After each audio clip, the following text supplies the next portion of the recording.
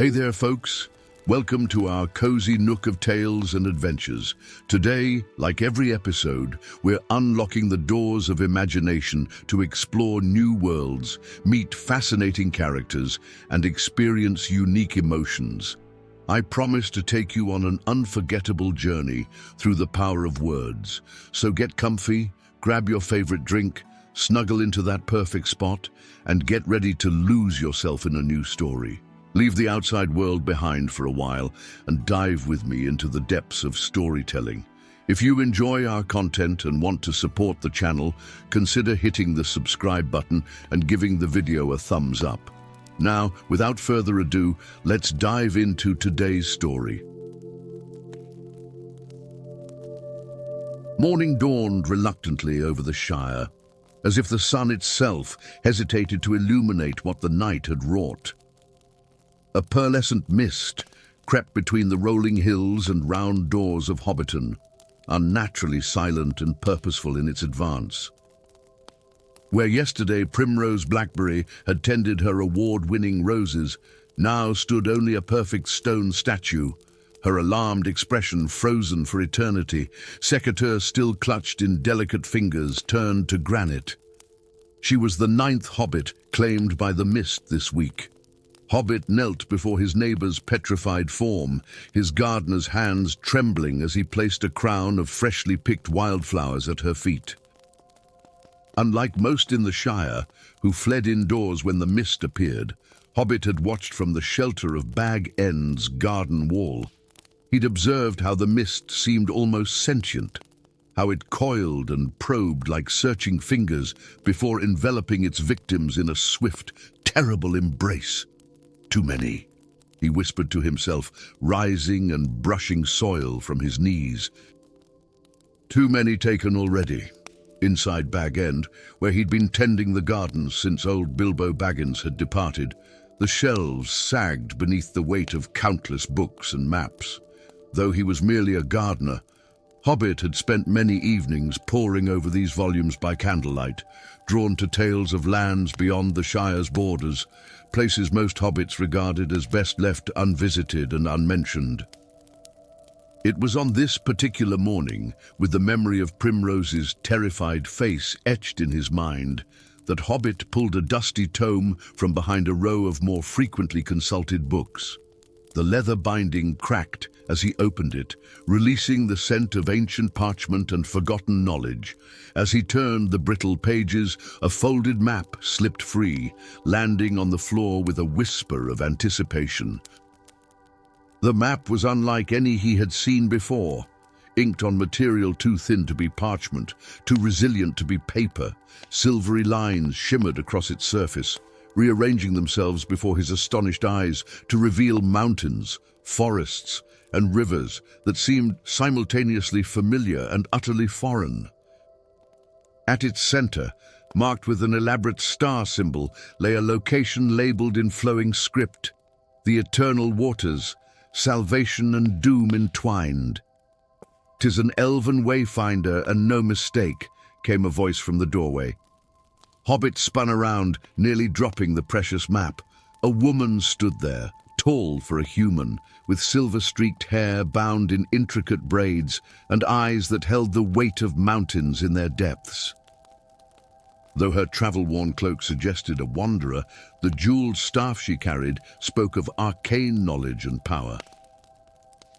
"Veneranda Mistweaver," she introduced herself with a slight bow. "Mage of the 5th Circle, and if the signs are true, your only hope of saving this charming little realm of yours." Before Hobbit could respond, another figure emerged from behind her, smaller, with green-tinged skin and large, luminous eyes that darted nervously around the room. A goblin, here in Bag End, standing with casual ease as if afternoon tea with hobbits was a regular occurrence. "Grinko," the goblin said with a surprisingly elegant bow, "and former tunnel scout of the Iron Teeth clan, current free agent, you might say." Why are you?" Hobbit stammered, instinctively clutching the map tighter. "We've been watching the mist's progress," Veneranda explained, her voice taking on a scholarly tone. It began in the northern reaches of your Shire, correct? Moving southward, claiming one or two victims each night, leaving behind perfect stone replicas.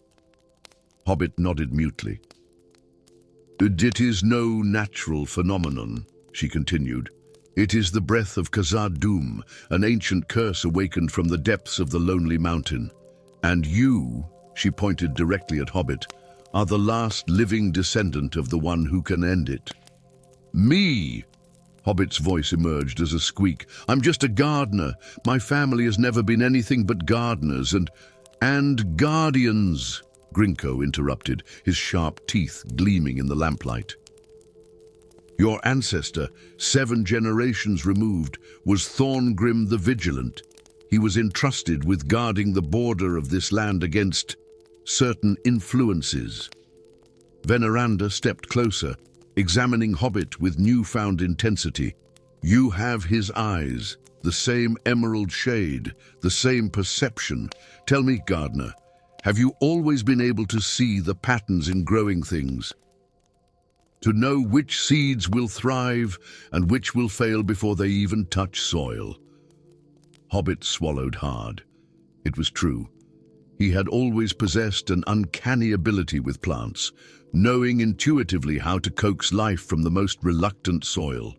He had attributed it to practice and passion, never considering it might be something inherited, something magical.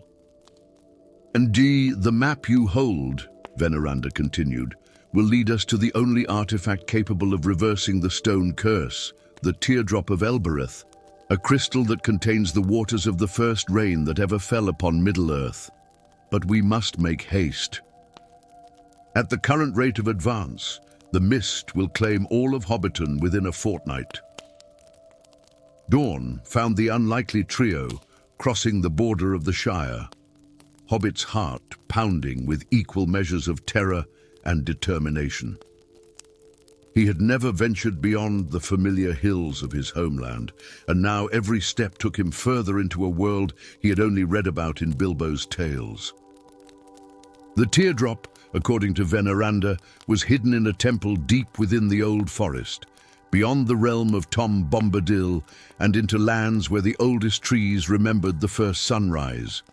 To reach it, they would need to traverse the ancient kingdoms, realms where the long simmering tensions between dwarves and elves had recently erupted into open conflict. Why now?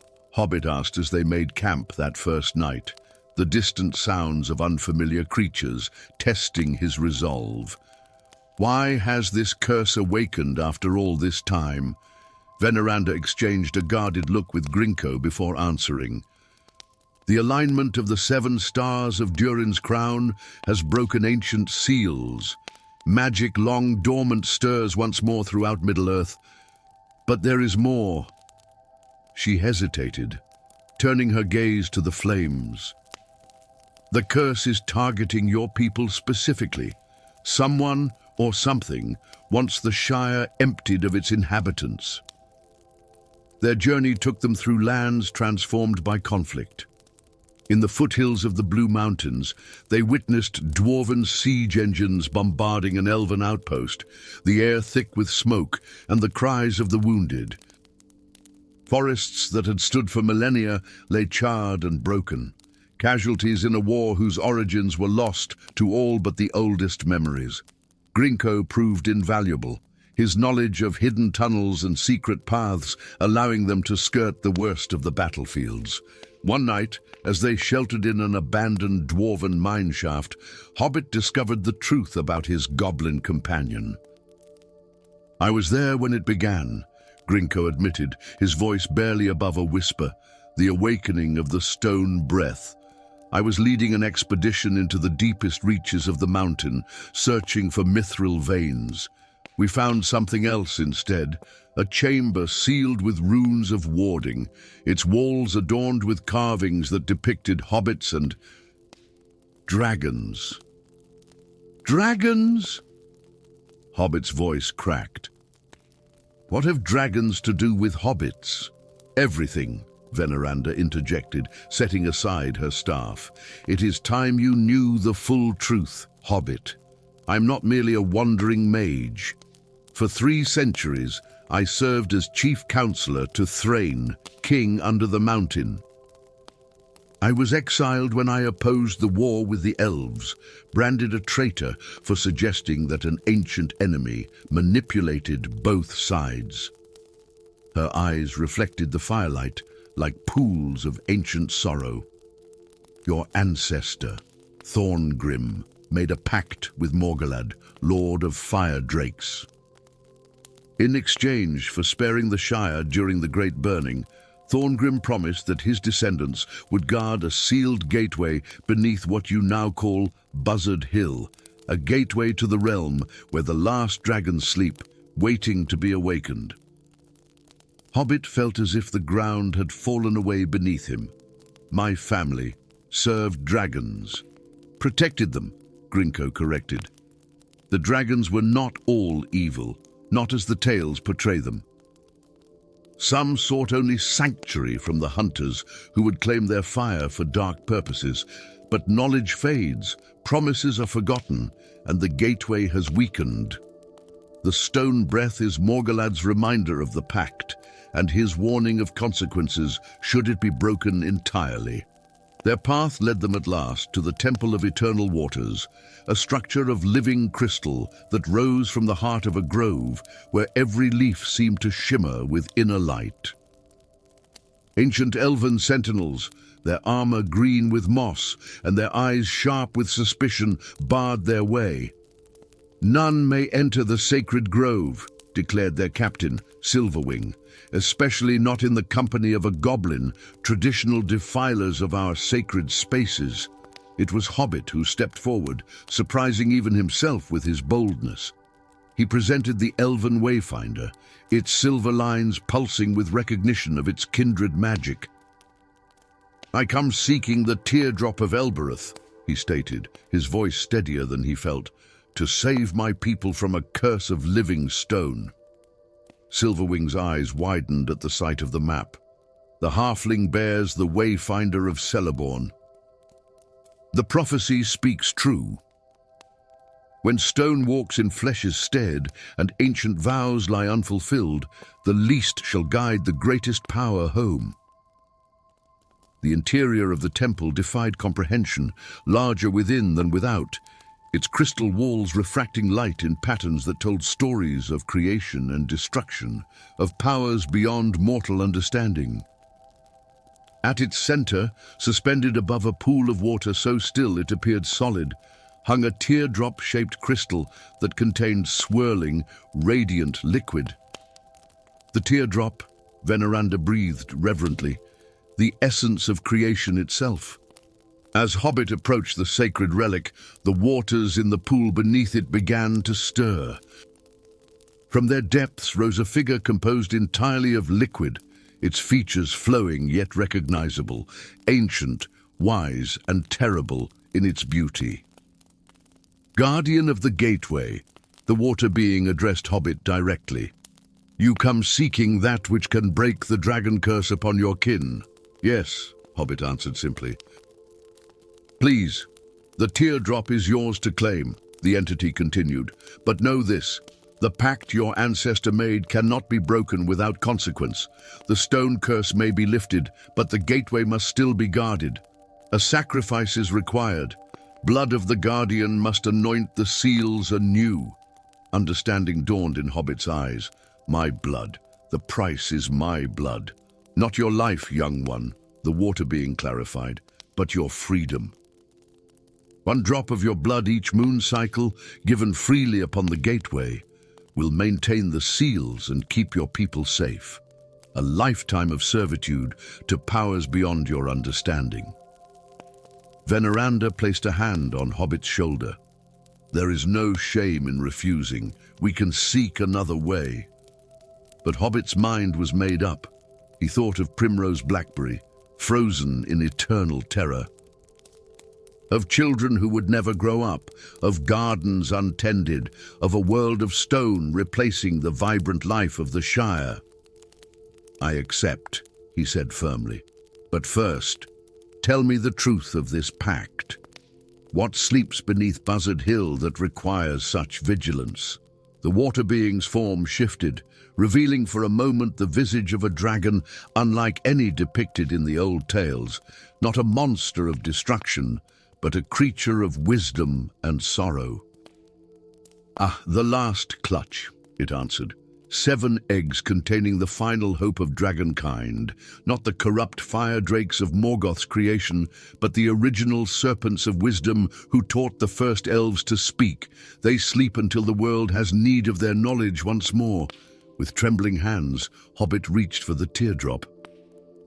As his fingers closed around the crystal, visions flooded his mind, of his ancestor kneeling before an enormous golden dragon, of promises made and oaths sworn, of generations of his family maintaining a vigil they did not understand, until, at last, the knowledge was lost and the gateway began to fail. The return journey to the Shire passed in a blur of determination. When they reached Buzzard Hill, Hobbit knew exactly where to go, guided by memories not his own. A hidden door, a winding staircase descending into earth, and finally, a chamber lined with runes that glowed faintly blue in the darkness. At its center lay a pool of still, black water, the gateway to the Dragon Realm, its surface rippling with unseen currents. Around its circumference, 7 stone pedestals cradled objects shrouded in velvet, their shapes unmistakable to Hobbit's newly awakened understanding. Dragon eggs, each containing a life in suspension, waiting for the time of their awakening. Hobbit approached the gateway, the teardrop clutched tightly in his hand. Following instincts that seemed woven into his very being, he pricked his finger and allowed a single drop of blood to fall into the black waters. The pool illuminated from within, casting the chamber in an ethereal blue glow. Raising the teardrop high, Hobbit spoke words he had never learned, yet somehow knew. Blood of the Guardian renews the covenant. Let stone return to flesh, let the sleepers continue their dreams, let the pact be honored once more. The crystal dissolved in his grasp, its liquid contents flowing between his fingers not as water but as pure light that spiraled upward through the ceiling and into the sky above the Shire.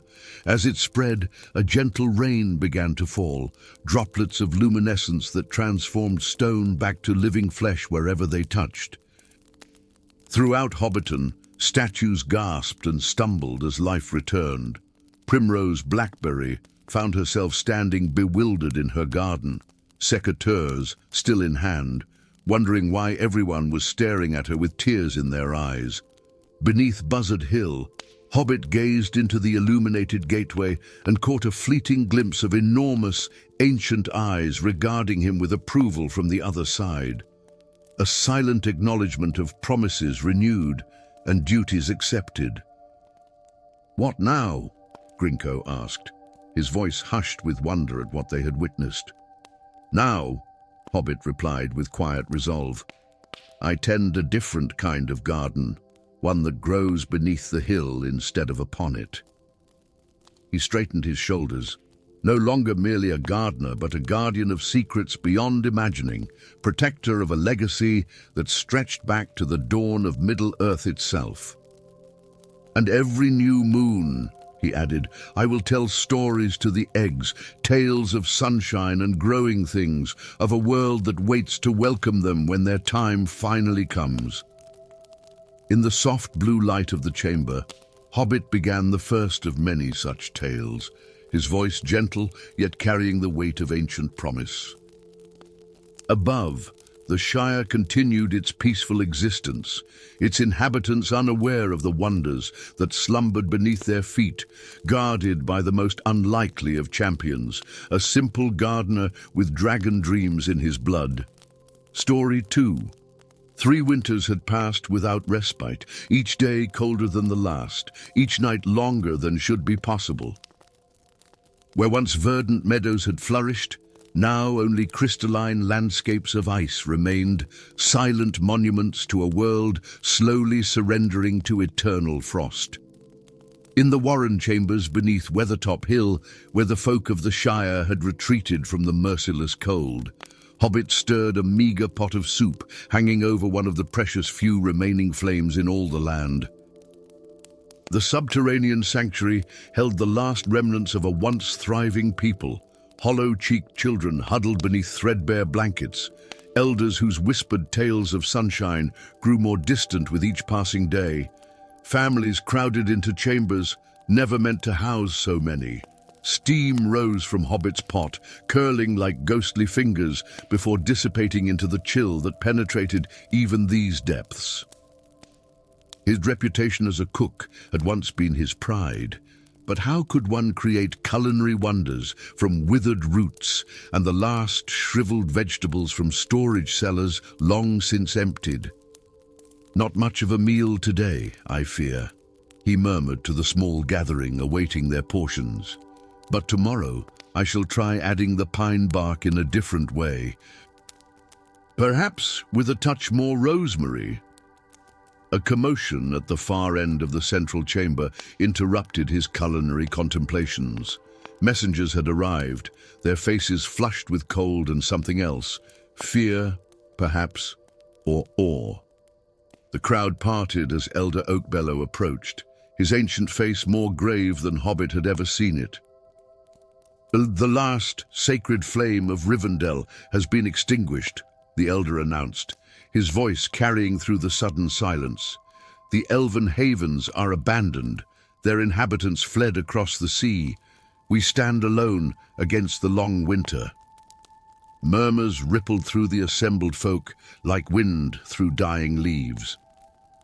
The sacred flame of Rivendell had been their last hope, a magical fire that had burned continually since the First Age, tended by the immortal elves, impervious to all attempts to quench it. If it too had succumbed to the cold, what hope remained for mortal flames, for mortal lives? "There is one hope yet," came a voice from the shadows. The crowd turned as one to behold a figure that had not been there moments before, tall and grey-cloaked, leaning upon a staff of twisted wood that seemed to shimmer with inner light. "The Council of the Wise has consulted the ancient prophecies. The crystal of fire must be recovered from the fortress of the Ice Lord." "Arthendane," whispered Elder Oakbellow, recognition and respect mingling in his tone as he bowed deeply to the wizard. "We had thought you lost in the mountains." "Many things are thought lost that merely await rediscovery," the wizard replied cryptically, his eyes scanning the crowd until they settled upon Hobbit, still clutching his soup ladle like a talisman. "The prophecy speaks of an unlikely champion, one whose heart burns warm even in the coldest dark. One whose hands create nourishment and comfort where others find only despair." Uncomfortable silence followed as every eye turned to Hobbit, who promptly dropped his ladle into the soup pot with a splash. "Surely you jest," he stammered, retrieving the ladle and wiping it nervously on his apron. "I'm just a cook. I've never even ventured beyond the borders of the Shire, not even in the days before the frost. Yet it is your name that appeared in the flames as they dwindled," Arthendane replied, striding forward to stand before the bewildered cook. "The crystal of fire responds only to the touch of its chosen bearer, one whose innocence of heart and steadfastness of spirit match its own purity. You, Hobbit of the Shire, have been chosen." Thus began a journey that Hobbit recounted in his dreams for years afterward, wondering if perhaps the whole adventure had been nothing more than a particularly vivid fantasy born of hunger and cold. Yet the companions who joined him were real enough. Thalorin, an elven warrior whose silver armor was etched with runes of ancient power, whose eyes held the weight of centuries and secrets untold, and Dernic, a dwarven smith whose family had been slaughtered in the early days of the long winter, whose axe had tasted the blood of frost giants, and whose beard was adorned with crystals of ice that never seemed to melt. Their path led first through the whispering woods, where trees groaned beneath their burden of snow, branches occasionally cracking like bones under the weight. The forest, once vibrant with life and color, now stood as a monochromatic memorial to warmer days.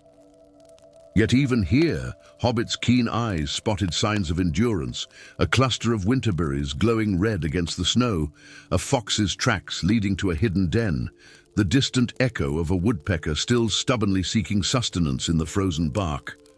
"There is life yet," he observed, gathering the berries with careful hands. That night, he prepared a tea that brought color to his companions, cheeks, and for a brief moment, warmth to their bones. Thalorin watched him with curious eyes. "You find nourishment where others see only desolation," the elf observed. "Perhaps the wizard's choice was wiser than I first believed." 7 days they traveled through the deepening cold, each day bringing new challenges. In the Pass of Whispers, they faced the Howling Ones, wolves the size of ponies, with eyes of glacial blue and breath that crystallized into daggers of ice. Durnik's axe sang as it cleaved through frozen flesh, while Thalorin's arrows found their marks with unerring precision. Hobbit, armed with nothing but a cooking knife and a cast-iron skillet, surprised even himself by felling one of the great beasts when it cornered him against the mountainside. "Not bad for a cook," Durnik acknowledged gruffly, helping Hobbit clean his makeshift weapons afterward. "Though I don't envy the wolf. Dying by cookware seems an undignified end for such a magnificent creature." In the Valley of Echoes, they encountered the Frost Maidens, ethereal beings of terrible beauty, their skin translucent as the thinnest ice, their songs capable of freezing a man's heart in his chest. It was Hobbit who discovered their weakness, noticing how they shied away from the campfire. "So they fear warmth," he realized, seizing a burning brand and advancing upon the nearest maiden. Not fire itself, but the warmth of living things, of beating hearts and flowing blood. The discovery saved them, though the maiden's mournful cries as they retreated haunted Hobbit's dreams for nights afterward. On the 12th day, they reached the borders of the Ice Lord's domain, a vast tundra where even the air itself seemed frozen, where breathing felt like inhaling shards of glass. In the distance rose a fortress of impossible architecture, towers of ice that spiraled toward the grey sky, bridges that arced gracefully between spires, walls that shimmered with an inner blue light. "Under the Frost Throne," Thalorin murmured, a note of recognition in his voice that he had not revealed before. "I have seen it once, long ago, when it was a place of wonder rather than dread." "You never mentioned you'd been here before?" Durnik accused, suspicion darkening his features. The elf's face remained impassive. "There are many things I have not mentioned, dwarf. Just as there are many things about your own past that you keep close to your heart." That night, as they made camp in the lee of a great ice shelf, Thalorin finally revealed his secret. The Ice Lord was once known by another name, Selendil the Wise, High Counselor to the Elven Courts. He was a friend, until his obsession with immortality led him down forbidden paths of magic. "What happened?" Hobbit asked, huddled close to their meager fire. He stole an artifact from the ancient treasury, the Heart of Winter, a relic from the time before. It was never meant to be wielded by any being of flesh and blood. Its power consumed him, transformed him." Thalorin's eyes reflected the firelight like pools of ancient sorrow. "And now I have returned to end what my hesitation allowed to begin." "You mean to kill him?" Hobbit realized with dawning horror. "There is no other way," the elf replied softly. "The crystal of fire cannot be removed from the fortress while he lives. His life force is bound to it now, his heart literally crystallized within its facets." The revelation cast a pall over their final approach to the fortress. No guards patrolled its gleaming walls, no sentries challenged their advance. Yet all three felt the weight of unseen eyes upon them, the certainty that their every move was observed. The entrance to the Frost Throne stood open, as if in invitation. A vast archway carved with scenes of winter's beauty, snowflakes enlarged to show their intricate patterns, animals in peaceful hibernation, the serene face of a sleeping forest. Within, corridors of polished ice led deeper into the heart of the fortress, lit by an eerie blue glow that seemed to emanate from the very walls themselves. "It's beautiful," Hobbit whispered, his breath forming clouds before him. "Beauty can mask great evil," Dernick growled, his axe at the ready. "Stay vigilant." They encountered no resistance as they ventured deeper, which unsettled them more than any army of ice creatures could have. The silence was absolute, broken only by the soft crunch of their footsteps on the crystalline floor. At last, they reached the central chamber, a vast dome of perfect ice, at the center of which stood a pedestal of carved ivory. Upon it rested a crystal of deep crimson, pulsing within a light like a beating heart. Seated on a throne of frost beside the pedestal was a figure both magnificent and terrible, taller than any elf Hobbit had ever seen, with skin the pale blue of deep ice, and crown of icicles adorning his noble brow. His eyes, when they opened to regard the intruders, were the white of snowfields stretching to the horizon. "I have been expecting you," the Ice Lord spoke, his voice resonating like the crack of a frozen lake in deep winter. "Tudrud, the bearer of fire, come at last to my domain," his gaze fixed upon Hobbit with an intensity that seemed to pierce through flesh to soul. "Though you are not what I anticipated." "Selendil," Thalorin said, stepping forward, his hand on his sword hilt. "This has gone on long enough. Release your hold on the crystal and end this winter." The Ice Lord's laughter was like the shattering of glaciers. "Thalorin, old friend. Still clinging to hope that something of the elf you knew remains. There is nothing left to save. Selendil is gone, consumed by power you cannot comprehend.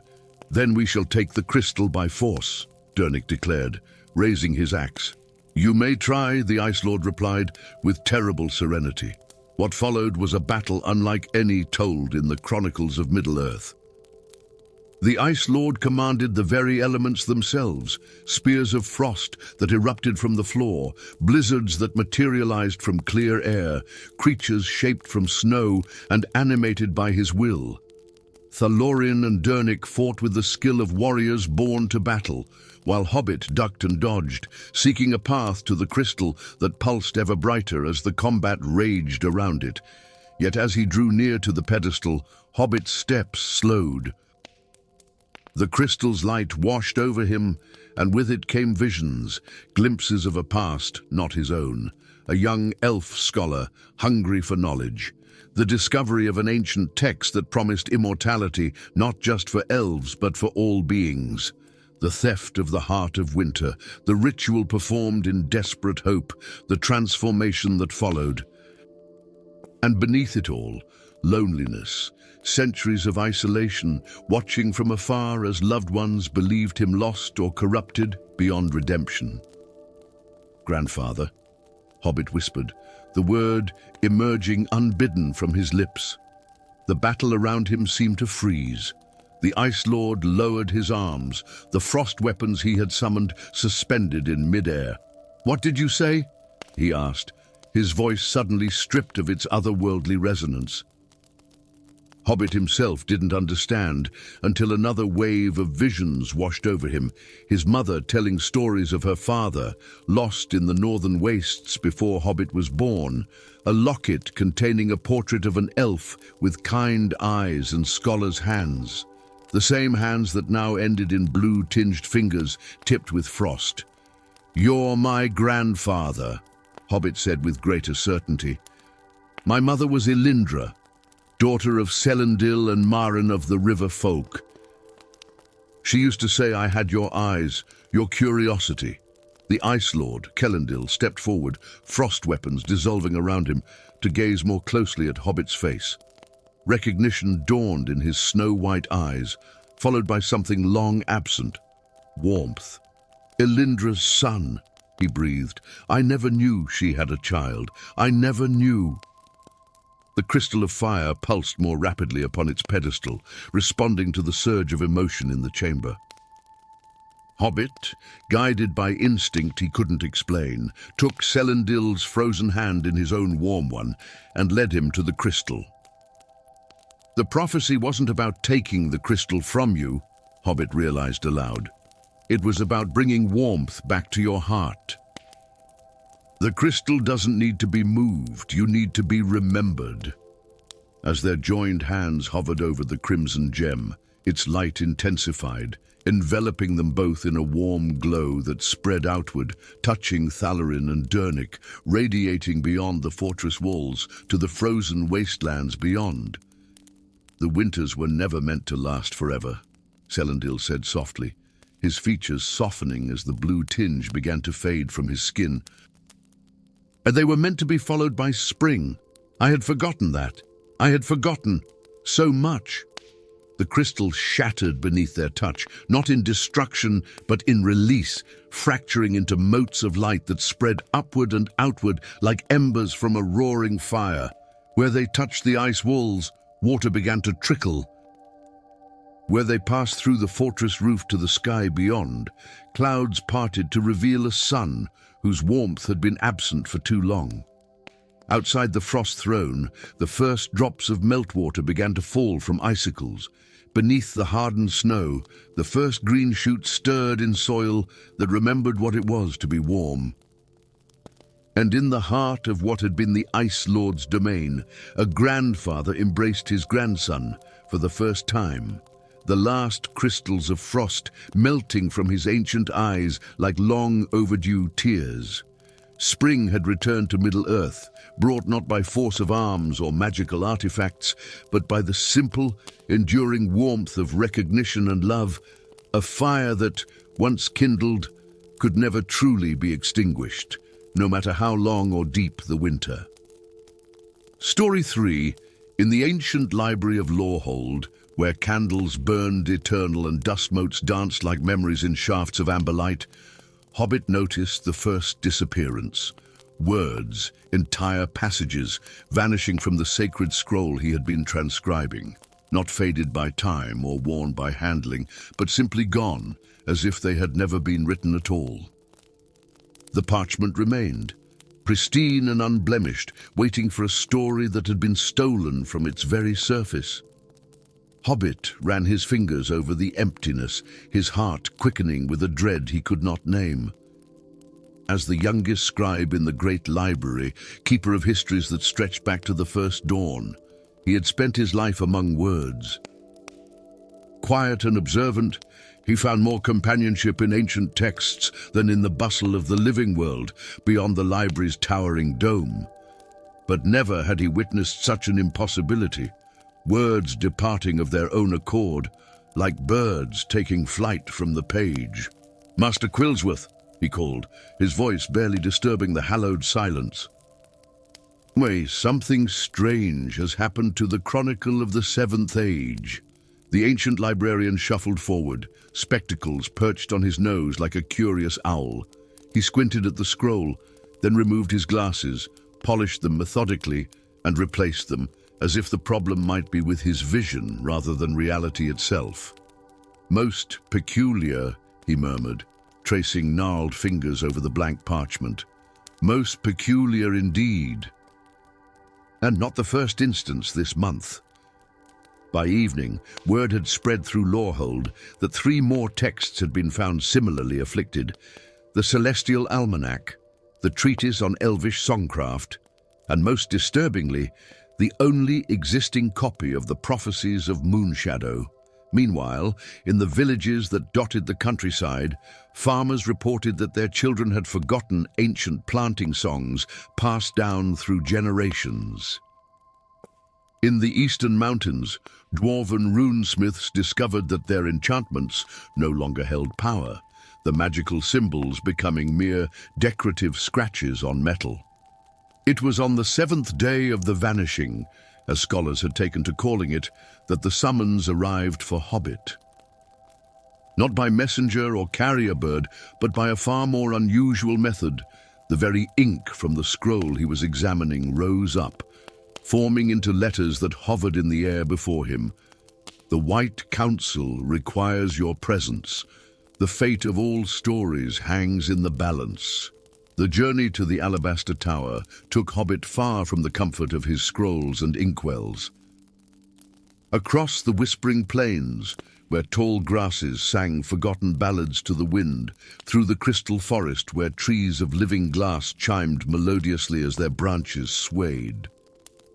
All the while, he clutched his scribe's satchel containing his most precious possessions, quills harvested from the legendary phoenix of Mount Everlight, ink distilled from the tears of the moon goddess, and parchment made from the bark of trees that grew at the very edge of the world. The White Council awaited in a chamber of impossible geometry, where walls of pure white stone curved upward to meet at a central point so high that clouds formed beneath the ceiling. 7 figures sat at a round table carved from a single piece of ancient heartwood, representatives of the 7 elder races that had witnessed the world's shaping. "Hobbit of Lore hold," spoke Archmagus Luminara, her voice resonating with power that made the very air shimmer. "You have been brought here because a great calamity threatens not just our world, but the very concept of story itself." Elder Thornfast, representative of the ancient Trents, creaked as he leaned forward, his bark-like skin furrowing with concern. The Great Book of Ages, the cosmic text in which all histories, all magics, all existences are recorded, is being consumed. "By what?" Hobbit asked, his voice small in the vast chamber. "And by whom?" corrected Lady Crystalis of the Frost Elves, a being known only as the Devourer of Stories, an entity that feeds on narrative itself, erasing tales from existence and rewriting reality in its wake. "But why summon me? I am just a scribe, not a warrior or wizard." "You are far more than just a scribe," said Grimfang, the goblin sage, revealing an ancient tome bound in leather of impossible age. "Aki, your bloodline carries the gift of word-speaking, the ability to make real that which is written, to restore what has been lost to the page." "I don't understand," Hobbit protested, though deep within, something resonated with truth. Had he not sometimes felt the words he transcribed taking on a peculiar weight, as if they might leap from the page at his command? "But you are the last descendant of the lexicographers, those who assisted in recording the original Book of Ages," explained Archmagus Luminara. "And now you must journey to the Mountains of Memory, where the book is kept, to confront the Devourer before all stories, and with them, all existence, are consumed." 2 companions were assigned to aid Hobbit in his quest: Lyrandil, an elven archer whose silver eyes held the weight of millennia and whose quiver never emptied of arrows, and Gromash, a mountain troll whose massive frame belied his gentle nature and whose love of poetry had made him an outcast among his kind. "To my arrows will clear your path," Lyrandil pledged, her voice musical as wind through leaves. "And my strength shall be your shield," rumbled Gromash, bowing his great head. "Perhaps in this quest I may find redemption for the crimes of my ancestors." Their journey led them first through the forgotten marshes, where wisps of memory danced across stagnant waters, showing glimpses of events long past, some joyous, others terrible. Here, they encountered their first evidence of the Devourer's passing, an entire village frozen in a moment of celebration, the inhabitants transformed into living statues, their stories literally stolen from them. "They still live," Lyrandil whispered, touching the cheek of a child caught mid-laugh, now cold as marble. But without their stories, they have no past, no future, only an eternal, empty present. In the forest of whispers, they met trees that spoke in the voices of those long dead, reciting fragments of poetry and prophecy. But even here, silence was spreading, patches of woods where the trees stood mute, their stories consumed. It feeds first on the oldest tales, Gromash observed, his scholarly mind piecing together the pattern. Jai then works its way forward through time, devouring the narrative of existence itself. It was in the caverns of echo, at the foot of the mountains of memory, that they faced their first direct confrontation with the Devourer's servants, the blank pages, creatures of living parchment that absorbed any words spoken in their presence, leaving their victims mute and unable to communicate even through gesture.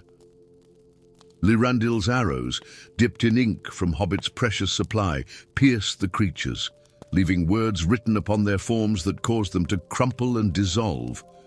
Gromash's massive fists crushed others, while reciting epic poems that seemed to cause the creatures physical pain. Hobbit discovered, quite by accident, his own power. When a blank page cornered him, he instinctively dipped his quill in ink and wrote directly upon the creature's surface, and the monster dissolved into harmless dust. To his astonishment, reality conformed to his written word, the creature indeed dissolving before his eyes. The word-speaking gift awakens, Lyrandil observed with quiet wonder. You begin to understand your power, little one. 7 days they climbed the treacherous paths of the mountains of memory, where the very rocks shifted beneath their feet, rearranging themselves according to the memories and expectations of the climbers. On the dawn of the 8th day, they reached the summit of stories, a plateau at the mountain's peak where a single, massive tower of obsidian rose against the sky. Within the tower, in a chamber illuminated by stars captured in crystal orbs, they found the Great Book of Ages, a tome larger than any Hobbit had imagined, its pages shifting and turning of their own accord, stories writing and rewriting themselves in endless script, and before it stood a figure both magnificent and terrible. The Devourer was not the monster Hobbit had expected, but a being of radiant light, with eyes that contained entire galaxies and hands that moved with the graceful precision of the most skilled calligrapher. Where it touched the book, words flowed up into its fingertips, absorbed into its luminous form. "You have come to stop me," the Devourer said, its voice resonating with countless others, as if speaking with every voice that had ever told a story. "But you cannot understand what you seek to preserve. You're destroying everything," Hobbit accused, clutching his quill like a sword. "I am the first narrator," the being corrected. "I spoke the first words that shaped reality.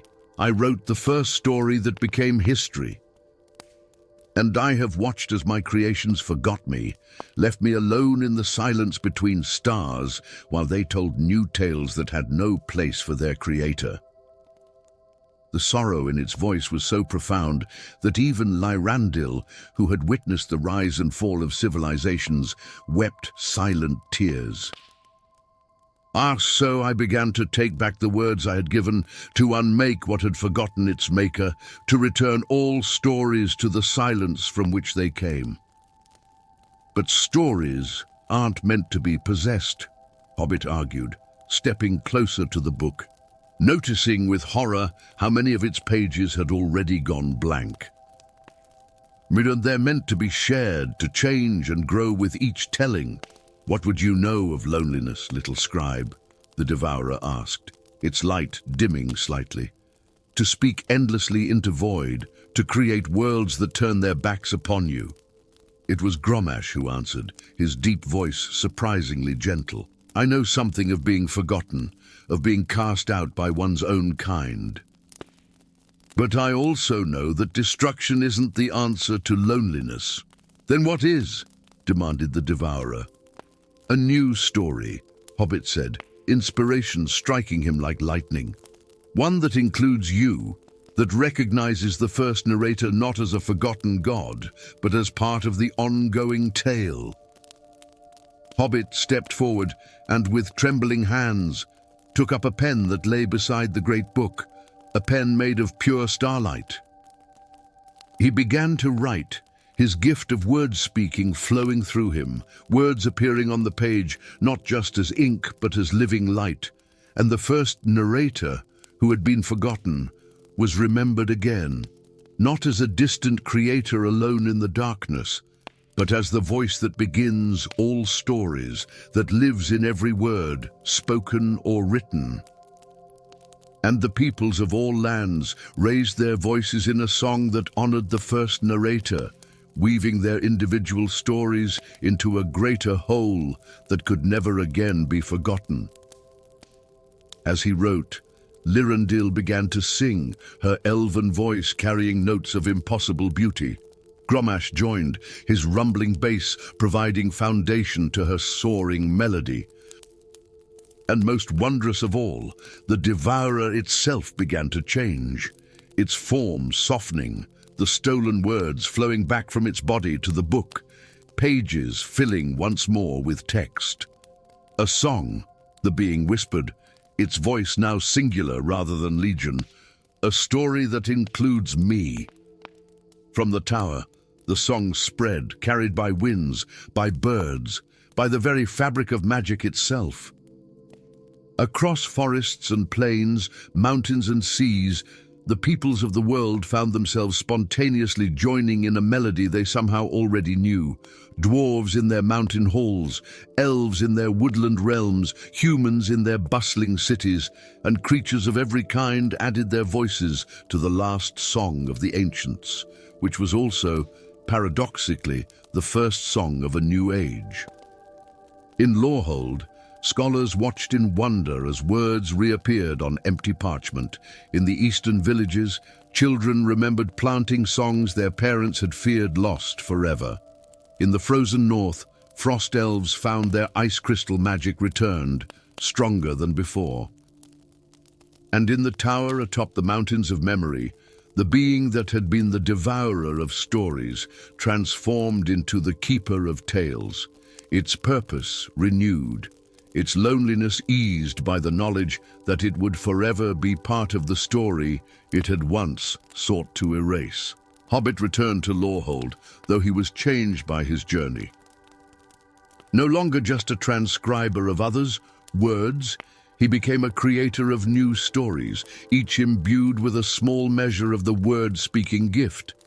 His tales spread far and wide, inspiring generations of storytellers who, without knowing why, always began their most important stories with an acknowledgement of the first narrator who had given the gift of words to the world. And sometimes, on the quietest nights in the great library, when the candles burned low and most had gone to their beds, Hobbit would look up from his writing to find a being of gentle light sitting across from him, listening as he read aloud from his latest work, a look of contented peace upon its radiant face. For as Hobbit had written in the great Book of Ages, no voice that adds to the grand chorus of creation would ever again be forgotten, no matter how ancient or how new its song might be. Story 4. The ancient stones of Buzzard Hill had stood silent for countless generations, guardians of secrets buried deep beneath the rolling green hills of the Shire. None who tilled the fertile lands or celebrated harvest feasts beneath the party tree suspected what slumbered in the darkness below their feet. But on the night when 3 moons aligned in the sky, a celestial event not witnessed for 1,000 years, the earth itself shuddered and split, as if the world was finally ready to reveal its most jealously guarded mystery. Hobbit awoke to the sound of stone grinding against stone.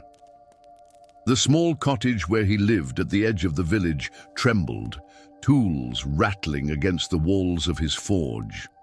As the youngest blacksmith in the region, he had inherited both his father's anvil and his reputation for crafting blades sharper than any other, though few knew that Hobbit possessed an even greater inheritance, a hammer unlike any other. "Dark times are upon us," whispered old Meadowbrook, the village elder, as folk gathered at the foot of Buzzard Hill the following dawn.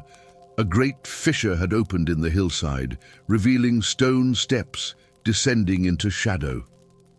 Ancient carvings adorned the entrance, symbols that none recognized save Hobbit, who felt them call to him like a half-remembered lullaby from childhood. "They're the same marks as on my father's hammer," he murmured, fingers instinctively reaching for the tool hanging at his belt. The hammer, heavy for its size, with a head of metal that gleamed with a bluish tint in certain light, had been passed down through generations of his family. His father had made him swear never to use it except in direst need, never explaining why. That night, while the village council debated whether to seal the opening or send word to the larger kingdoms beyond the Shire's borders, the first child vanished. Little Poppy Proudfoot, only 6 summers old, was found missing from her bed, with nothing but a strange, ashen residue upon her pillow and tiny footprints of darkness leading to her open window. 2 nights later, the Brownlock twins disappeared, then young Pip Boffin. Always at twilight, that uncertain hour when day surrenders to night, when shadows grow long and the veil between worlds thins to gossamer. It was after the 4th disappearance that they came for Hobbit, 2 figures who moved with unnatural grace under cover of night. One tall and lithe, with silver hair that seemed to capture moonlight, the other broad and sturdy as the mountains themselves, with a beard braided with iron beads. "Your father's blood calls you to duty," said the elven woman, her skin marked with glowing runes that pulsed with inner light. "I am Serena Moonwhisper, and this is Gornir Stoneheart. We are what remains of the Guardians of Twilight." "I don't understand," Hobbit stammered, clutching his hammer defensively. "That is no ordinary tool you bear," Gornir said, his deep voice rumbling like distant thunder. "It is Spirit Streaker, one of the 3 weapons forged by the first dwarves to battle creatures from beyond the Veil. Your father was our brother-in-arms, tasked with guarding this region, ensuring the seal beneath Buzzard Hill remained intact." "A seal I failed to protect," the dwarf added, shame evident in his downcast eyes. "My carelessness during an excavation weakened the ancient wards. When the celestial alignment came, they could not hold."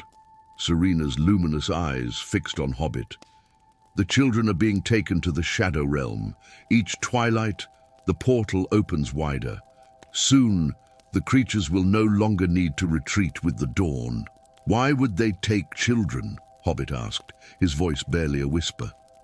"The bright king hungers for their innocence," Serena replied, a shadow passing across her fair features.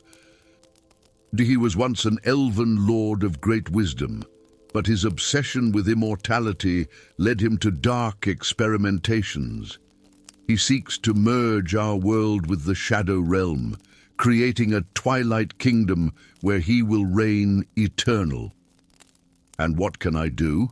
I'm just a blacksmith," Hobbit protested, though even as he spoke he felt the hammer warm against his palm, as if awakening to its true purpose. "You are the last of your bloodline," Gornir said firmly. "Idan, only Spirit Streaker can strike down shadow creatures and return them to their realm. Only one of your blood can wield it true." "The choice is yours," Serena said softly, her gaze both compassionate and unyielding. "But know that if you refuse this call, more children will vanish, and eventually twilight will consume all." That night, beneath a sky heavy with stars that seemed to watch with ancient, knowing eyes, Hobbit packed a small bag.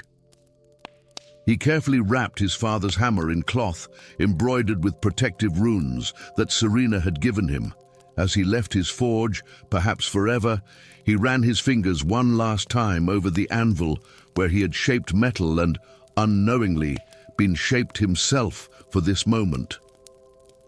Their journey took them through lands Hobbit had never imagined. The whispering woods, where trees conversed in creaking voices and shifted their positions when no one was looking. The Mistral peaks, where wind spirits sang songs of ancient battles. And finally, to the entrance of the caverns of eternal echo, where every sound repeated not once, but countless times, each echo slightly altered, as if revealing possible futures. Along the way, Hobbit learned more about his companions.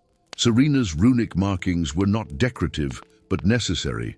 She was half shadow herself, the daughter of an elven priestess and a shadow lord who had briefly crossed between realms during a previous breach. The runes kept her shadow nature contained, though at twilight her skin became translucent, revealing the darkness that flowed in her veins.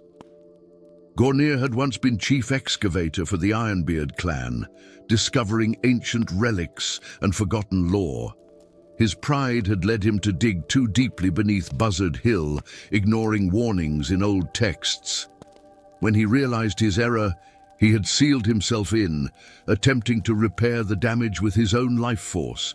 The Guardians had found him near death, binding him to their order as penance. The caverns themselves defied mortal understanding.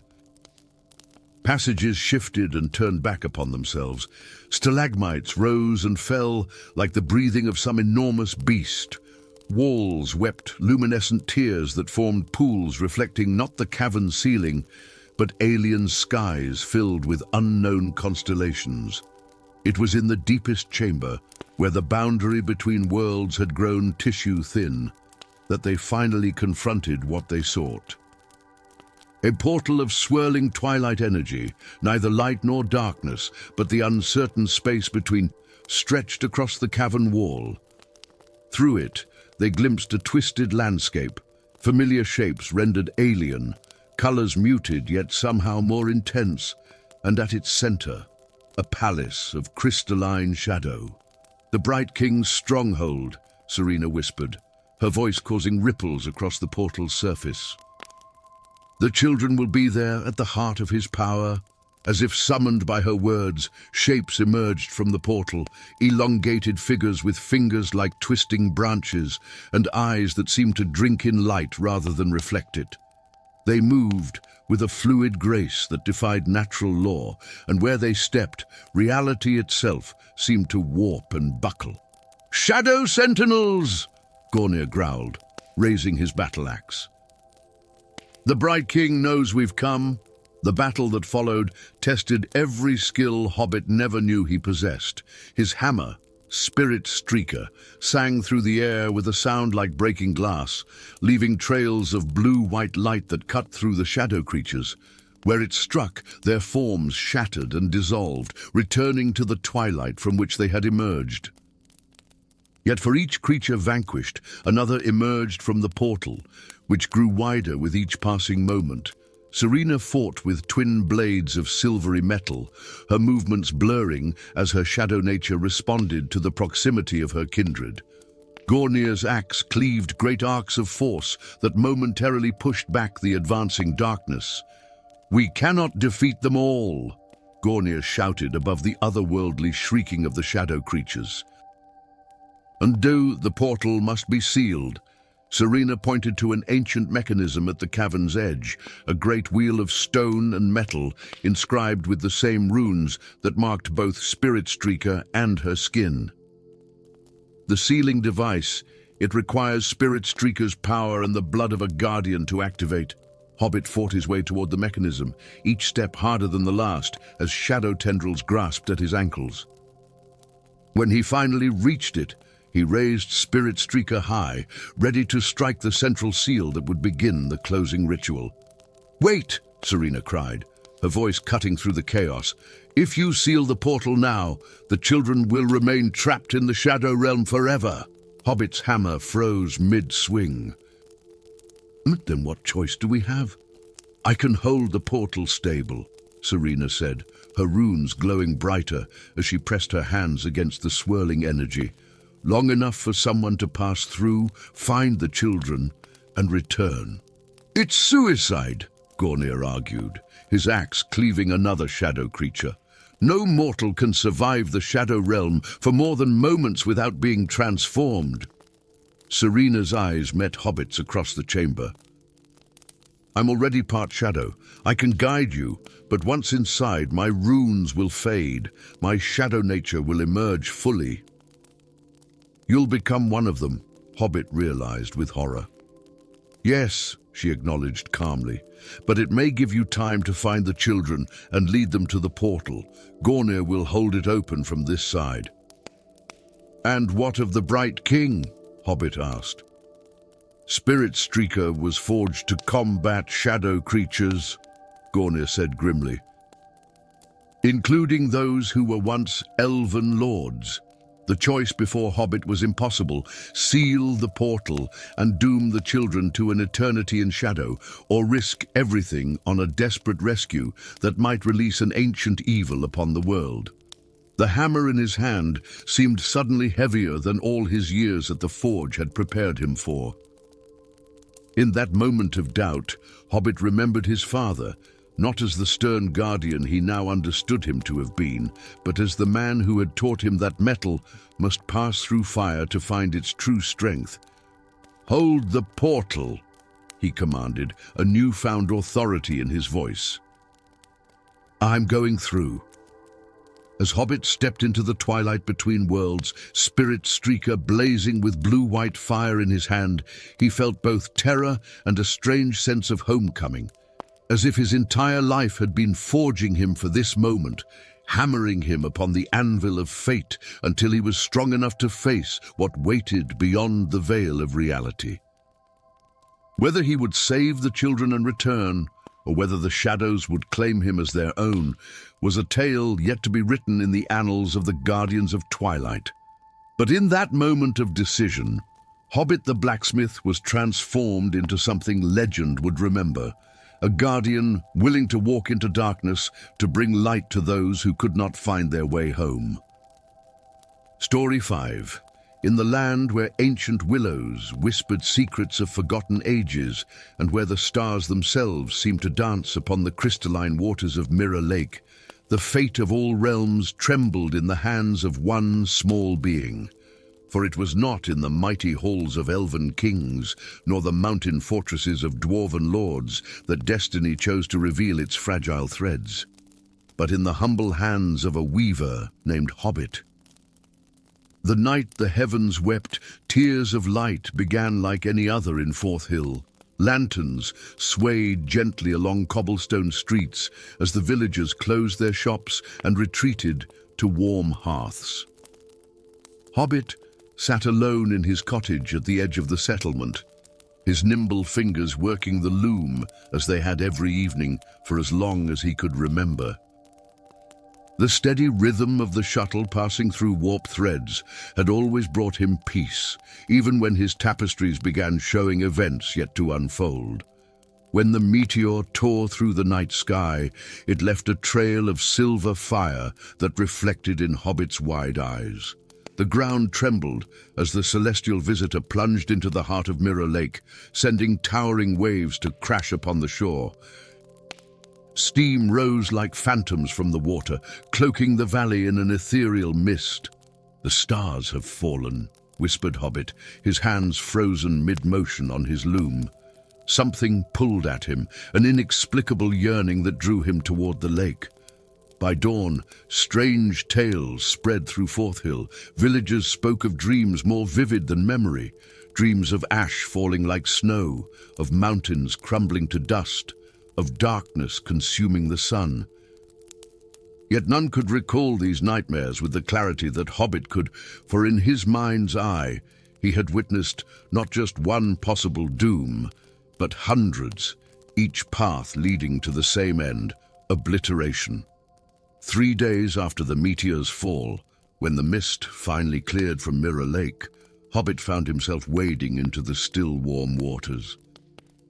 Beneath the surface gleamed fragments of something that was neither stone nor gem, crystals that pulsed with an inner light, changing color with each ripple of the lake. Without understanding why, he gathered these shards in his satchel and returned to his loom. "The tear of destiny has shattered," came a voice from the shadows of his cottage. "And you, little weaver, have been chosen to gather its pieces."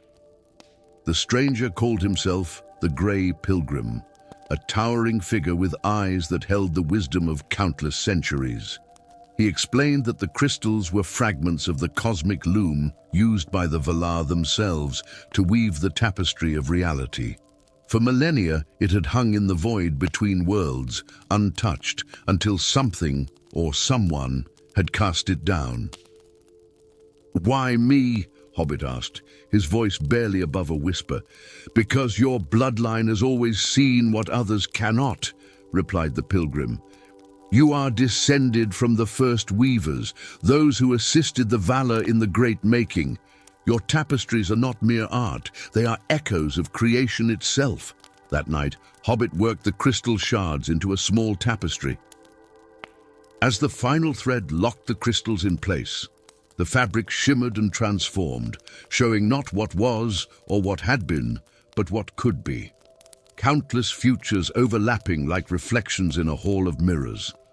Most ended in fire and shadow, but in some, a faint light persisted, and in these fragile possibilities, Hobbit saw himself standing before a great loom, reweaving the broken patterns of the world. "I'm just a simple weaver," he protested when the pilgrim returned. "I've never ventured beyond the borders of Fourth Hill, and yet the fate of all realms now rests in your hands," the Old One replied. "The remaining shards of the tear must be gathered before they fall into the hands of the Shadow Weaver, a Maya corrupted by his desire to control time itself. Already his servants scour the lands. Thus began a journey that would take Hobbit far from the comfort of his cottage. The Grey Pilgrim summoned 2 companions to aid him, Eldrin Starcrowned, an elven prince who had abandoned his throne after foreseeing the destruction of his woodland realm, and Drogal Ironfoot, a dwarf warrior seeking to break a curse that had plagued his clan for 7 generations. "Bah, my sword is yours," said Eldrin, kneeling before the astonished weaver. "Though I have walked this earth for 1,000 years, never have I beheld such delicate power as dwells within your craft." Drogal was less impressed. "Bah, a tapestry won't stop a blade, little one. But the pilgrim says you're our only hope, so I'll keep your skin intact until you've fixed this mess." Their first challenge came in the Vale of Echoes, a narrow canyon where past and future blended like watercolors on wet parchment. Here time flowed strangely, and with each step they witnessed shadows of events long past or yet to come, some joyous, others terrible. At the heart of the vale stood the Echo Spire, a towering crystal formation where another shard of the tear had embedded itself. "Be wary," warned Eldrin. "This place confuses the mind. Trust nothing your eyes tell you." The spire was guarded by chronomantis, ancient insects that fed on moments stolen from unwary travelers. These iridescent creatures swarmed around the companions, their touch aging Drogal's beard and rendering Eldrin's movements sluggish. Only Hobbit seemed immune, his connection to the weave of time providing protection. With careful steps and Drogal's axe clearing a path, they reached the spire's peak. As Hobbit's fingers closed around the shard, visions overwhelmed him. He saw himself as he could be in 100 different lives: a king, a beggar, a warrior, a scholar, a father, a lonely wanderer beneath distant stars.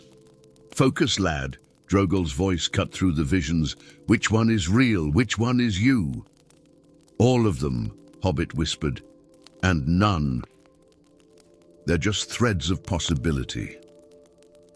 The journey led them next to the Crystal Mountains, where every surface reflected not what stood before it, but a possible future. Here they encountered the glass-skinned people, beings whose transparent bodies showed the workings of their souls. Their queen, Lumina, recognized the ancient power Hobbit carried. "Oh, the Shadow Weaver passed through our realm a fortnight ago," she told them as they feasted in her palace of prismatic light. "He seeks what you seek, but for darker purpose. He believes the tear will allow him to rewrite reality itself, to erase what displeases him and fashion a world molded to his desire alone." "Where did he go?" asked Eldrin. "To the loom chamber high in the northern peaks," she replied. "And there lies the largest fragment of the tear. But beware, the paths there are treacherous, not just to the body, but to the soul. The mountains show you futures you may not wish to see." True to her warning, the ascent tested them sorely. Drogoll faced reflections of his clan's extinction. Eldrin witnessed his immortal life stretching into endless, lonely centuries after all he loved had perished. Hobbit saw something more personal. In the crystalline faces of the mountain, he beheld a future where he had never existed at all, where his cottage stood empty, his loom gathering dust, and those he had loved remembered him not. "It's what will happen," Hobbit realized with growing dread, "if I complete this quest." 7 days they climbed, through blizzards that howled with the voices of the unborn and across ice bridges spanning chasms filled with forgotten dreams. On the dawn of the 8th day, they reached the loom chamber, an ancient temple built into the very peak of the highest mountain, its walls adorned with tapestries that shifted and changed as they watched. At the chamber's center stood a magnificent loom larger than any Hobbit had ever seen, crafted from wood that glowed with inner light. Before it stood a figure draped in shadows that moved against the light, his hands manipulating dark threads that seemed to consume the pattern rather than add to it. "The little weaver arrives at last," said the Shadow Weaver, his voice like silk sliding over stone. "Come to watch as I remake creation." "Step away from the loom," Hobbit commanded, with a courage that surprised even himself. The Shadow Weaver laughed. "Do you not understand what power lies before you? With the tear reassembled, one could unravel wars, prevent plagues, resurrect the fallen, create a perfect world. No world shaped by one hand alone can be perfect," said Eldrin, his bow drawn. "Reality isn't meant to be controlled," added Drogoll, hefting his axe. "It's meant to be lived." The battle that followed shook the mountain to its foundations. The Shadow Weaver wielded threads of pure darkness that cut like blades and burned like fire. Eldrin's arrows passed harmlessly through the shifting shadows of their foe, while Drogoll's axe found only empty air. It was Hobbit, clutching the shards they had gathered, who found the way. "The pattern," he gasped, dodging a lash of shadow. "I can see where he's torn it." For Hobbit's eyes, trained by years at the loom, could perceive what his companions could not, the fraying edges of reality where the Shadow Weaver had begun his terrible work. Moving with a weaver's precision, Hobbit darted through the chaos of battle to reach the great loom. The Shadow Weaver howled in rage. "Touch that, and you doom yourself, little one. Complete the tear, and your thread will be severed from the pattern. You will have never been." Hobbit's hands trembled as they hovered over the loom. "Is it true?" he asked the grey pilgrim, who had appeared silently beside him. "Yes," the Ancient One admitted. "To repair what has been broken, a sacrifice is required.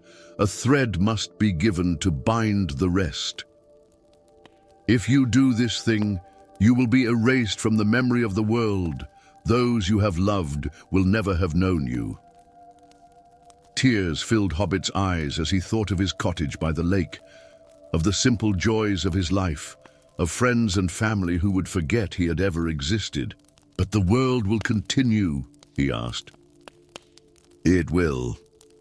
"Then there is no choice at all," said Hobbit, and with steady hands he placed the fragments of the tear into the great loom, alongside a single thread pulled from his own clothes. Light erupted from the loom, blinding, purifying light that caused the Shadow Weaver to shriek in agony as his form dissolved into the radiance. The chamber, the mountain, the world itself seemed to shimmer like a reflection in disturbed water, patterns shifting, reforming, stabilizing.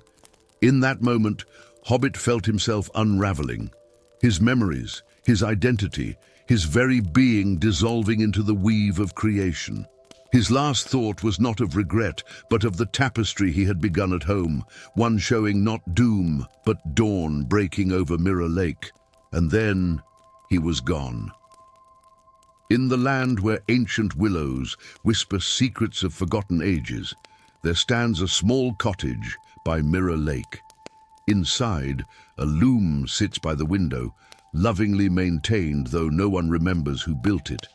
Sometimes, the villagers of Fourth Hill swear they can see the shuttle moving of its own accord, weaving patterns of startling beauty, tapestries that show not what is, but what might yet be. And sometimes, on nights when the stars seem especially bright, the grey pilgrim visits the empty cottage. He sits beside the loom and speaks to the silence, telling tales of a weaver whose greatest creation was a world that would never know his name. The finest threads, he says to the listening shadows, are those that bind the pattern together, though they themselves remain unseen. Story 6. The stars were disappearing. Not all at once, but one by one, like candles extinguished by an invisible hand. In the small village of Rushwater Ford, nestled between ancient hills and whispering meadows, few noticed the darkening sky. But Hobbit did. Every night for a fortnight, he had watched the constellations shrink, the tapestry of light above growing threadbare, as if unmade by some cosmic loom. On this particular evening, as twilight draped itself over the rolling landscape, Hobbit stood outside his modest burrow home, pipe in hand, gazing upward with troubled eyes. He was neither tall nor imposing, even by the standards of his kind, but there was a quiet steadiness to him that the other villagers had come to respect. His weathered face, framed by silver-streaked curls, bore the gentle lines of one who smiled often, though tonight his expression was solemn. "The hunter's bow is gone," he murmured to himself, searching in vain for the constellation that had guided travelers for millennia, and the maiden's crown grows dim. A cool breeze rustled through the valley, carrying with it the scent of wood smoke and autumn leaves. Hobbit pulled his woolen cloak tighter around his shoulders and turned toward his home. A small round door set into the hillside, its brass knob polished to a warm glow by generations of hands. As he reached for it, the distant sound of hoofbeats made him pause. Few visitors came to Rushwater Ford, especially after nightfall. Hobbit squinted into the gathering darkness, where a figure on horseback emerged from the mist-wrapped road, tall and cloaked in earthen brown, a gnarled staff clutched in one hand. The horse, a dappled grey creature with intelligent eyes, came to a halt before Hobbit's garden gate. "Radagast," Hobbit breathed, recognizing the wizard despite his long absence. "It has been many winters." The wizard dismounted with surprising grace for one so lanky. His beard, a wild tangle the color of fallen leaves, framed a face etched with worry. "Too many, old friend. I fear I come bearing ill tidings." Inside Hobbit's burrow, a fire crackled in the stone hearth, casting dancing shadows across walls adorned with maps and curious artifacts collected over decades of modest adventures. Radagast hunched forward in a chair made for someone much smaller, his hands wrapped around a steaming mug of spiced cider. "You've noticed them too, haven't you?" the wizard asked, nodding toward the small round window where a patch of night sky was visible. "The stars," Hobbit nodded gravely. "Each night, fewer return with the dusk." What darkness is this, Radagast? What power could unmake the very lights of heaven? The wizard sighed, his breath stirring the surface of his drink, not unmade, but veiled, imprisoned. It is the work of Moroth, the devourer of light. As Radagast spoke, the fire seemed to dim, as if the very name he uttered drew power from the flames. He told of ancient rivalries and cosmic battles, of the stellar weavers who had crafted the constellations at the dawn of time, and of their queen, Elindra the Luminous, who now lay captive in Moroth's obsidian tower beyond the twilight veils. "But why come to me?" Hobbit asked when the tale was done. "I am no warrior, no great mage. I'm simply a keeper of histories, a tender of gardens." Radagast's eyes gleamed in the firelight. "Show me your grandmother's attic." Hobbit froze, his mug halfway to his lips. "How could you possibly know about—" "There are few secrets kept from those who listen to the whispers of ravens," the wizard replied with a faint smile. "Show me." With reluctant steps, Hobbit led the way to a narrow staircase hidden behind a tapestry of the White Mountains. The attic was small and dusty, filled with trunks of forgotten heirlooms and shelves of leather-bound journals. In the farthest corner, beneath a velvet cloth the color of midnight, stood the loom. It did not look remarkable at first glance, an old wooden frame with shuttle and heddle, tarnished from decades of disuse. But as Radagast approached, the air around it seemed to shimmer, and threads of silver and azure light began to glow faintly between its beams. "The loom of Evenstar," the wizard whispered reverently, "one of 7 created by Elindra herself, with which she wove the patterns of destiny into the fabric of creation." Hobbit stared in disbelief. "Grandmother never spoke of this. She taught me to weave, yes, but only simple cloths and tapestries, not on destiny. Perhaps she did not know its true nature," Radagast replied, carefully removing the cloth. "Or perhaps she protected you from a burden too great for a child to bear. But the loom has awakened now, which means it has chosen you, Hobbit, and we have desperate need of its power." Dawn found Hobbit packing provisions into weathered saddlebags, his mind reeling from a sleepless night of revelations. The loom, disassembled and wrapped in oilcloth, lay ready for transport beside the door. Outside, voices announced the arrival of those Radagast had summoned. They were an unlikely trio. Thalion, an elven warrior with silver-bright armor and eyes ancient as starlight.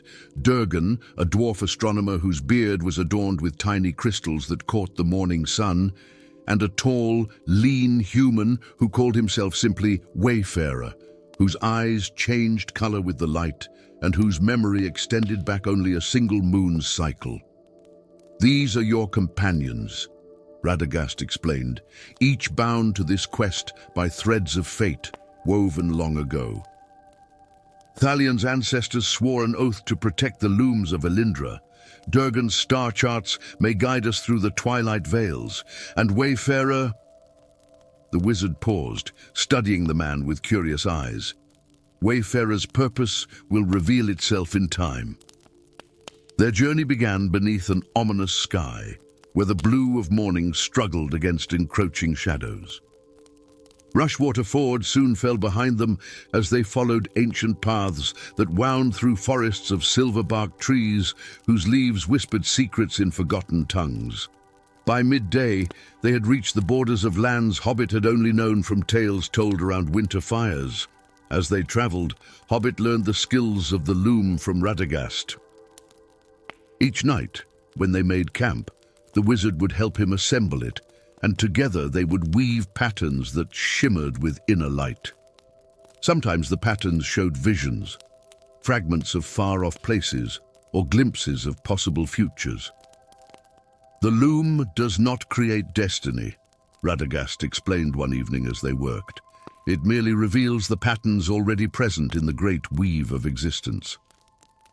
But in the hands of one with true vision, it can..." suggest alterations. Hobbit's small fingers moved deftly among the threads. You mean change fate? I mean offer choices where none seemed to exist before, the wizard corrected gently. Or even the smallest thread, rerouted, can change the entire tapestry. Their path grew more perilous as they ventured deeper into the twilight vales, a realm of perpetual dusk where the boundary between worlds thinned to a gossamer veil. Here, rivers flowed both forward and backward in time, and forests shifted their locations overnight. Strange creatures watched from the shadows, some benevolent, others hungry for more than mere flesh. It was in the heart of these lands, beside a pool that reflected stars not seen in the sky for 1,000 years, that they encountered the first of Morgoth's servants. The children of darkness came like living shadows, their forms fluid and their touch cold as the void between worlds. They moved with terrible purpose, drawn inexorably to the loom that Hobbit carried. Thalion's blade sang as he met their assault, its edge gleaming with an inner light that seemed to wound the shadow beings. Durgan's axe swung in perfect arcs, his astronomer's precision evident in every calculated blow. Even Wayfarer fought with unexpected skill, though after each skirmish he seemed more troubled, fragments of memories returning like shards of a broken mirror. But it was Hobbit who turned the tide. As the shadows pressed closer, he unfolded the loom with trembling hands and began to weave. No pattern came to mind. Instead, his fingers moved of their own accord, pulling threads of moonlight and weaving them into a net that he cast over their attackers. Where it touched the shadows, they unraveled like smoke in a strong wind. In the sudden stillness that followed, Wayfarer approached the loom, his expression haunted. "And I've seen this before," he whispered, running fingers along its frame. "I felt its power." His eyes met Hobbit's, filled with dawning recognition and fear. "I know what I am now, what I was." That night, beside a fire that burned with blue flames, Wayfarer revealed the truth. He had been one of Elindra's guardians, a keeper of celestial harmonies. When Morgoth attacked the Star Queen, Wayfarer had been struck down, his essence scattered across the cosmos, his memories lost. Only now, in the presence of the loom, was he beginning to remember his purpose. "The tower lies 3 days' journey hence," he told them, pointing toward a horizon where the darkness seemed deepest. "Morgoth will have sensed the loom's awakening.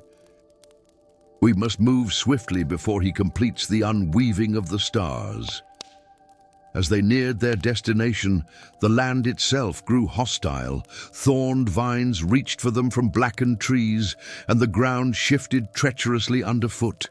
The sky above was nearly empty now, just a handful of stars remaining, like the last embers of a dying fire. It was Durgan who spotted the tower first, a spire of obsidian that seemed to absorb rather than reflect light, rising from a crater of twisted earth. At its peak, a dome of dark energy pulsed like a malevolent heart. "There," the dwarf said grimly, "lies our destination, and likely our doom." Hobbit studied the forbidding structure, fear and determination warring within him. Then he looked down at his hands, small, certainly, never meant to wield sword or sorcery, but they knew the weave, the intricate patterns that connected all things. Perhaps that would be enough. "No," he said quietly, "not our doom. Our purpose."